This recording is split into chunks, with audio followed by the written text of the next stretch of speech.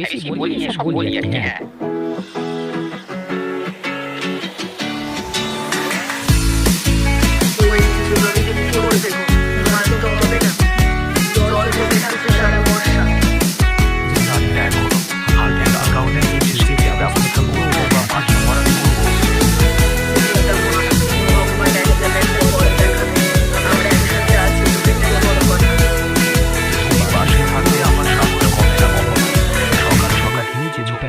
ভালো করে দেখে আসবো।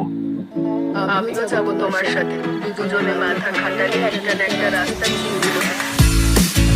বাসা না থাকলে আমি কোনো অফিস হাত ছেড়ে দিতাম কমলা। শোনো, জমিটা লোকটা চাকরি করতে পারবে না, তুমি অফিসে থাকো না, বরং জমিটা কাউকে হাতে চাকরি করতে খরচ দিলে আমরা ভালো পাবো। ভালো বুদ্ধি তো, তাহলে আমাদের পুরো হাতে মনে বসে বসে টাকা পাবো।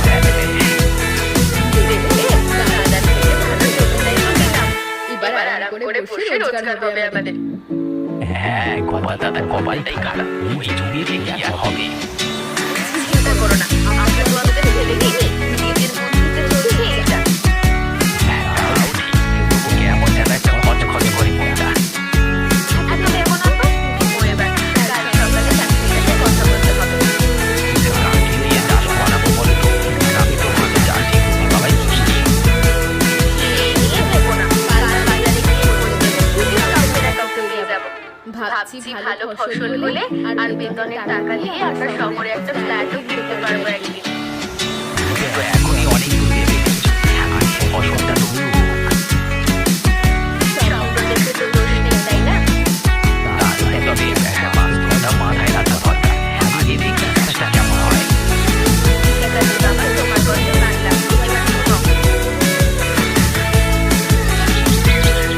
মার্কেটে তো সবসময় ভিড় না, এখানে সাধারণ কোনো ফসল টিকবে না। ঠিক বলেছ, এমন কিছু চাষ করতে হবে যেটা জল জমলেও নষ্ট হবে না, বরং জলে ভালো হয়। জগাছ তো জলেই ভালোবাসে সব, আর বড় ছেলেটা বলি কিছু তো করেই আছে আমাদের। এটা আমার মাথায় দিয়ে আসে, চাষ করলে বাজারে মোটামুটি ভালো দাম পাওয়া যায়। আর দেখো, পুজো লাগবে, মজাটা গুণবান চারা মাথা থেকে রোপণ করা যাবে।